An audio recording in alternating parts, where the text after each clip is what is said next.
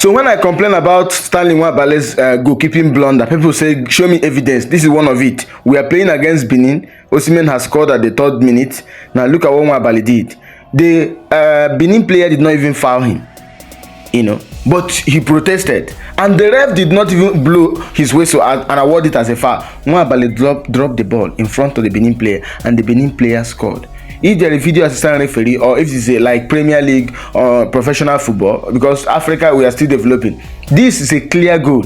The referee did not blow his whistle, did not award a foul to Nwabali. Nwabali dropped his ball in front of the goalkeeper, in front of the player, and he scored. This is our game against Rwanda. Look at what Nwabali did. You knocked your opposing player down in front of your 18-year boss. Now look at it. I don't know where this guy gets his motivation from, or who does he think he is.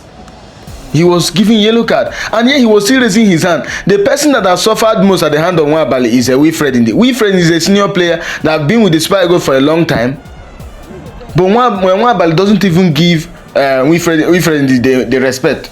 Wilfred Ndidi is one of the captains of this Super Eagles. Look at pushing him to go back. Nwabali raced from his goalpost as a medical staff to go and check up Osimhen. Watch what happened. Watch it. Watch. Imagine knocking down Rwanda player in your 18-year boss. What is wrong with this guy? Nwabali needs to be cautioned. I don't know why they are not cautioning him. The senior players, the senior players or the captains in Super Eagles squad, or even the coaching crew or the coaching staff, technical crew. This guy continues to do this thing. Watch what happened, and you caught the ball, and why are you knocking your opposing player down? He knocked the Rwanda player down. If this is a match that has video assistant referee, this guy will be in trouble. This is professional football, and to think that this is FIFA World Cup qualifying, that Nwabali is doing this blunder, you begin to wonder what has gone wrong with this guy. What is wrong with Nwabali? How could he be doing this? When we are complaining, maybe Mwaduka Okoye should be given a chance. Look at what he's doing. An important win. This game against Rwanda, Nigeria just managed to score that one. You saw how the goal was scored. And look at what he's doing. What if he misses that ball and they scored? Just like they did against Lesotho.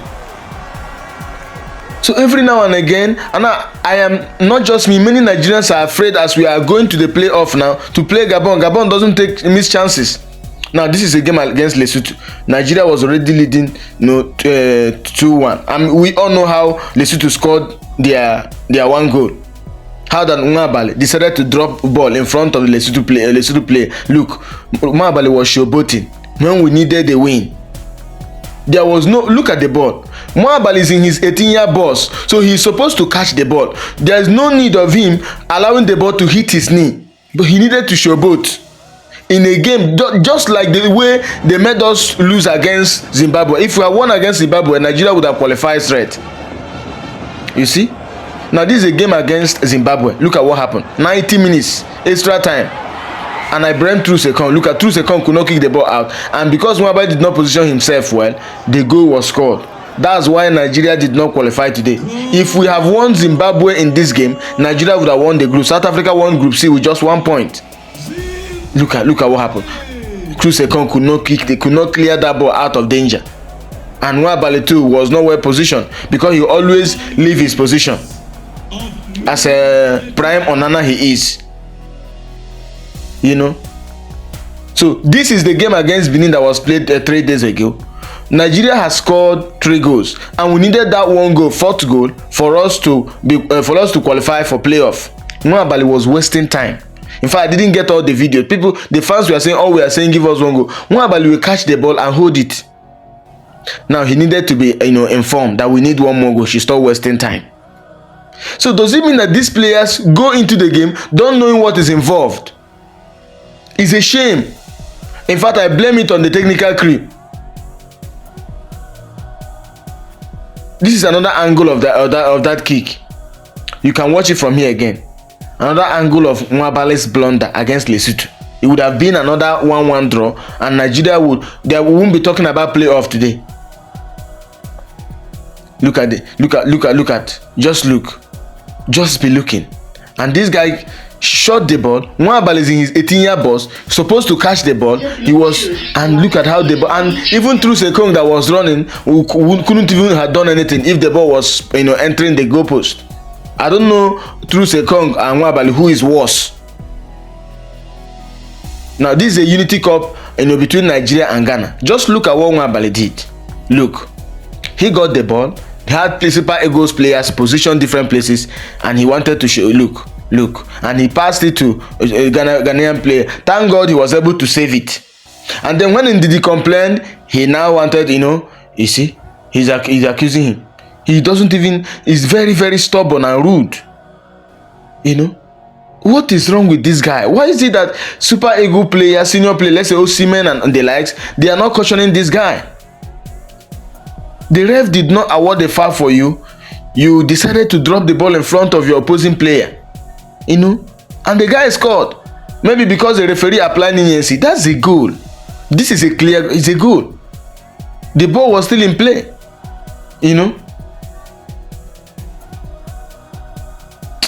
So somebody needs to talk to this guy called Nwabali. We are going to play Gabon, and if we win Gabon, we are going to be playing Cameroon and DR Congo. DR Congo is very tough. And after that, Nigeria Super Eagles will need just one more win at the Intercontinental Playoffs to qualify for the World Cup.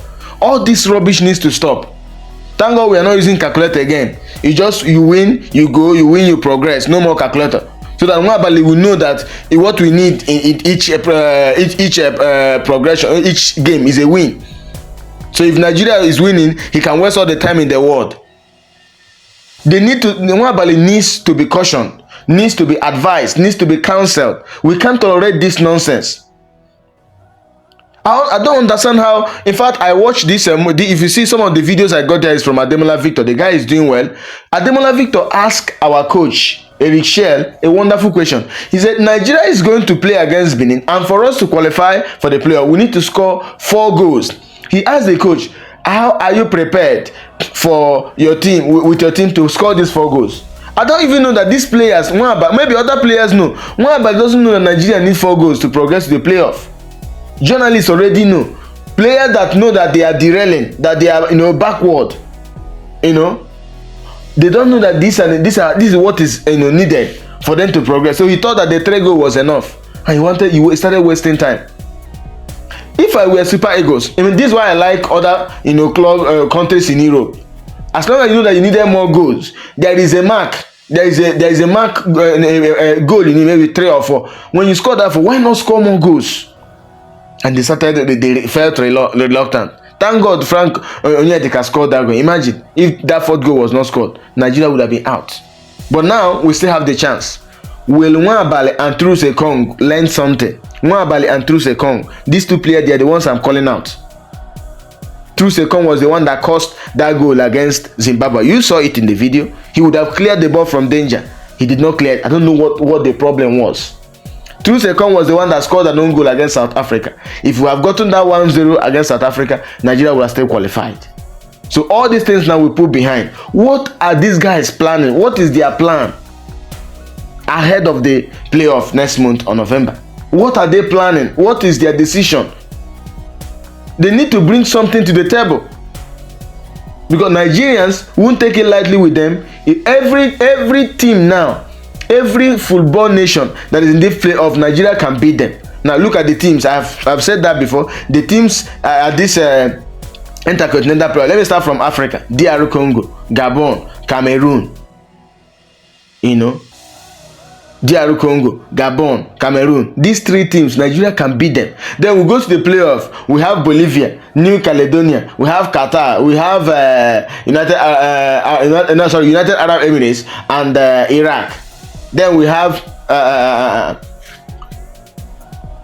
Bolivia. So Nigeria can actually beat these teams. There is Oceania as well. I heard of that. There's Oceania. Nigeria could beat them. Neat. We have Costa Rica. Yes, I remember. You have Curacao. These 4 teams or 5 teams now that have progressed to the Intercontinental playoff, none of them reach Nigeria in football. So I hope that Nigerian Super Eagles will do what is needed. be focused. It's a game of no error. There is a game of no error. Any error you make will cost us. Any error you make will cost the whole of Nigerians. It's Nwabali and Trusekong that our main concern. The game we played against Lesotho, Trusekong did not play it, and it was neat. The game against Benin, Trusekong was not there, and look at how we dominated the game and won convincingly. All this game, Lesotho 1-1, Zimbabwe and all that, Trusekong was at our back line, and it was terrible. Forget the penalties he scored, any other player could score it. Things must change. Nwabali and Trusekong and the Super Eagles must come together and agree among themselves what they are going to do. Decide how compact their team will be for them to qualify for the World Cup. They have their destiny now in their own hands.